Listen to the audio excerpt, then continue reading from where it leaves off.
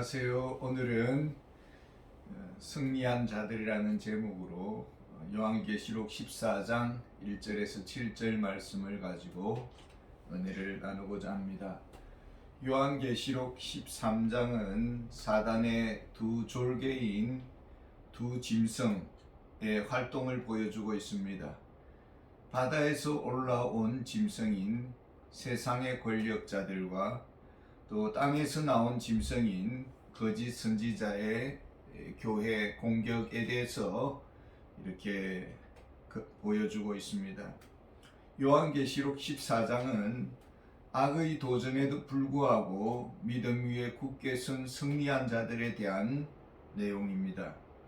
1절에 보면은 또 내가 보니 보라 어린 양이 시온산에 섰고 그와 함께 14만 4천이 서 있는데 그들의 이마에는 어린 양의 이름과 그 아버지의 이름을 쓴 것이 있더라.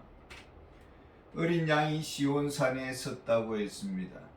어린 양은 예수 그리스도를 말해주고 있습니다.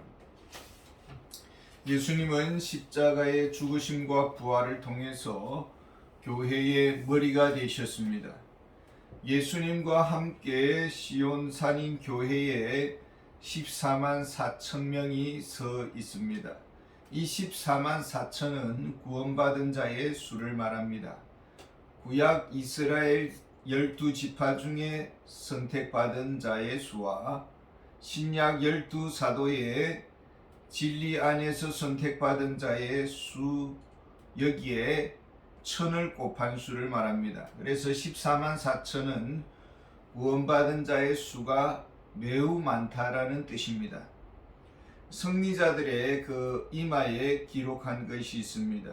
어린 양의 이름과 그 아버지의 이름이 기록되어 있습니다. 이마라는 것은 그 사람의 생각과 사상을 말해주고 있습니다. 예수 그리스도의 십자가와 부활 안에서 새 생명을 받았음을 믿습니다. 하나님의 자녀임을 믿습니다. 오직 복음적 사상으로 무장한 자들입니다. 그들은 지금 어디에 있습니까?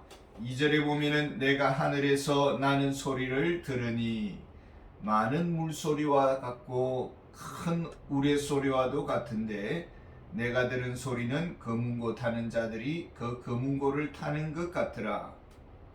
하늘에서 큰 소리가 나고 있습니다.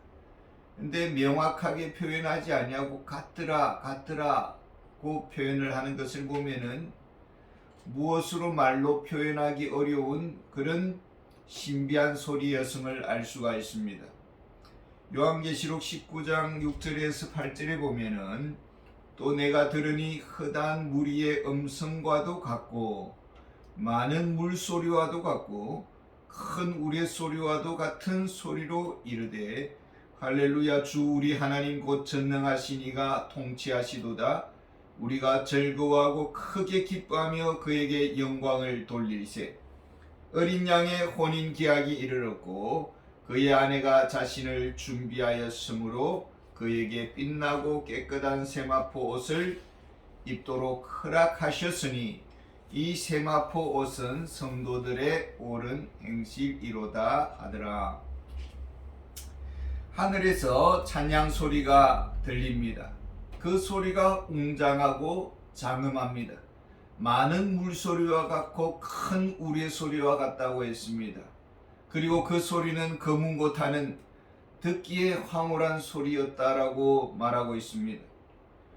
구원받은 승리자들이 하나님께 찬양합니다. 찬양하는 중에 모든 눈물이 씻겨지고 상처와 아픔이 눈 녹듯이 녹고 아픈 기억들이 지워지게 될 것입니다. 그리고 하나님의 영광으로 충만할 것입니다. 그런 날이 올 것입니다.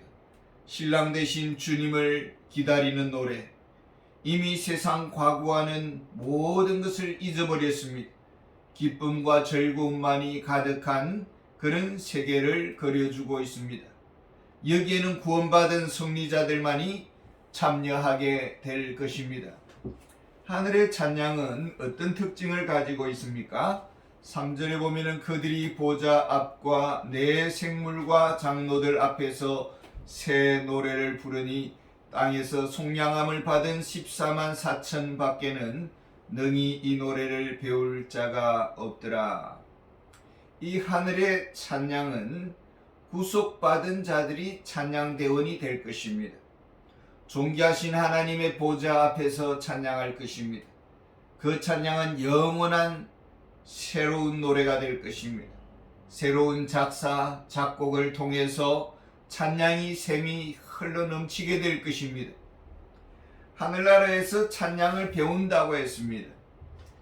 아마 합창 연습 시간이 있을 것 같습니다.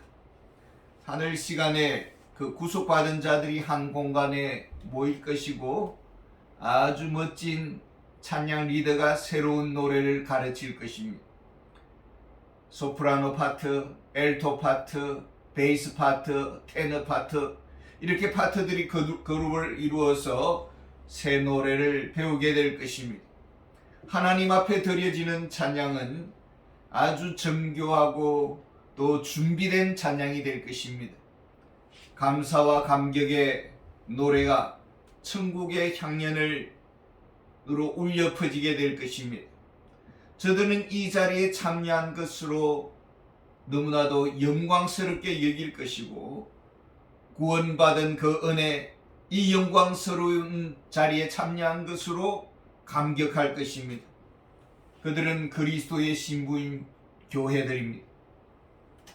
저들은 세상에서 어떻게 승리의 삶을 살았을까요? 4절에 보면은 이 사람들은 여자와 더불어 더럽히지 아니하고 순결한 자라 어린 양이 어디로 인도하든지 따라가는 자며 사람 가운데서 속량함을 받아 처음 익은 열매로 하나님과 어린 양에게 속한 자들이니 저들은 본래부터 순결한 자들이 아니었습니다. 세상에 속해 있었습니다. 어둠의 자녀들이었습니다. 구속의 은혜 가운데서 세상과 분리되고 회개하고 하나님께로 돌아왔습니다. 구원의 은혜와 그 새 생명 주심에 감사하는 자들입니다. 받은 바 은혜의 부요를 자신의 방종과 타락의 도구로 사용하지 않았습니다. 구속의 은혜를 교회 봉사에 드렸습니다. 어린 양이 어디로 인도하든지 따라갔습니다. 구원의 은혜를 어떻게 하면 내가 감사하오리요? 주님이 어디로 인도하든지 사망의 음침한 골짜기를 갈지라도 눈물 골짜기를 지날지라도 묵묵히 따라갔습니다. 그러나 오직 주님의 보호하심을 의지하며 복음을 위해 달려갔습니다. 오직 예수 그리스도 안에 거하면서 견디어냈습니다. 구속받은 자들의 특징이 무엇일까요? 5절에 보면은 그 입에 거짓말이 없고 흠이 없는 자들이더라. 어떻게 흠이 없을 수가 있습니까? 예수님을 믿는 자들입니다. 예수님의 십자가와 부활이 나를 위한 것임을 믿습니다. 그 믿음으로 하나님의 의를 선물 받았습니다. 죄사함을 받았습니다. 하나님의 자녀가 되었습니다. 하나님의 새로운 피조물이 되었습니다. 날마다 성령의 성품으로 자라가고 있습니다. 매 순간마다 우리가 성령님을 의지합니다. 성령께서 우리의 양심을 맑게 해주시고 진리의 말씀으로 우리의 마음을 거룩하게 새롭게 해주십니다. 저들은 본능에 충실하지 않았습니다. 우리가 정직하다는 미명하에 타락한 본능에 자신의 입술을 맡겨서는 안 되는 것입니다. 순간순간 성령님과 상의하고 성령님께 묻고 성령님의 마음을 품고 생각을 하고 기도하면서 말을 하는 것입니다. 예수 그리스도를 닮아갑니다. 길이 아니면 가지를 않습니다. 성령 안에서 우리가 영적인 관계도 조심해야 합니다. 악한 관계를 멀리합니다. 악한 사상을 멀리합니다. 우리가 사람과의 관계도 조심해야 합니다. 우리는 그리스도 안에서 왕같은 제사장들입니다. 거룩한 영적인 제사장들입니다. 모든 은행이 하나님 앞에 연락되기를 바라는 그 마음으로 우리가 말을 하고 행동할 것입니다. 선상의 찬양대원들은 이 세상에서 무엇을 최우선적으로 하면서 살았을까요? 6절에 보면은 또 보니 다른 천사가 공중에 날아가는데 땅에 거주하는 자들 곧 모든 민족과 종족과 방언과 백성에게 전할 영원한 복음을 가졌더라. 다른 천사가 공중을 날아간다 했습니다. 그리고 그는 영원한 복음을 가지고 있더라고 했습니다. 그러니까 이 천사는 복음 전파를 돕는 천사라는 것을 알 수가 있습니다. 수많은 주의 복음의 사역자들이 있습니다. 저들의 삶의 최우선은 복음 전파에 있습니다. 모든 민족, 모든 종족, 모든 백성에게 복음을 전합니다. 우리 가족들에게, 형제들에게, 친지들에게, 친구들에게 복음을 전합니다. 천사가 공중에 날아다닌다고 했습니다. 복음 전파에 급속한 속력을 말해주고 있습니다. 복음이 비행기를 타고 전 세계를 향해 날아갑니다. 아프리카 오지까지 복음이 전파됩니다. 방송, 과학적인 이 방송을 통해서 전파됩니다. 이것이 바로 우리 교회의 사명입니다. 교회는 이제 복음 전도의 최우선적 사명을 가지고 있는 것입니다. 우리가 주님 앞에 드리는 것은 전도받은, 구원받은 영혼들일 것입니다. 우리가 주님 앞에 드려지는 열매는 새 생명입니다. 복음을 어떻게 우리가 전해야 알겠습니까? 7절에 보면은 그가 큰 음성으로 이르되 하나님을 두려워하며 그에게 영광을 돌리라. 이는 그의 심판의 시간이 이르렀음이니 하늘과 땅과 바다와 물들의 근원을 만드신 이를 경배하라 하더라.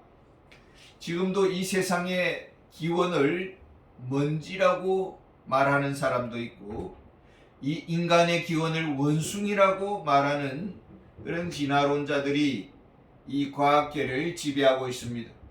거짓 철학과 사상이 진리의 길을 가로막고 있습니다. 심판의 때가 이르렀습니다. 하나님께로 돌아와야 합니다. 헛된 철학과 사상에서 벗어나야 합니다. 거짓 진리와 사상의 그 콘크리트 위에 서 있는 자들에게 성경의 진리를 증거해야 합니다. 저들이 듣든지 아니 듣든지 거짓된 철학과 사상에서 빠져나오지 못한다면 구원의 길도 멀어질 것입니다. 우리는 복음 전사로 진리로 무장해야 될 것입니다. 어디가 길인지 알지 못하고 묻는 자들에게 성경적 진리로 대답할 말을 준비해야 할 것입니다. 감사합니다.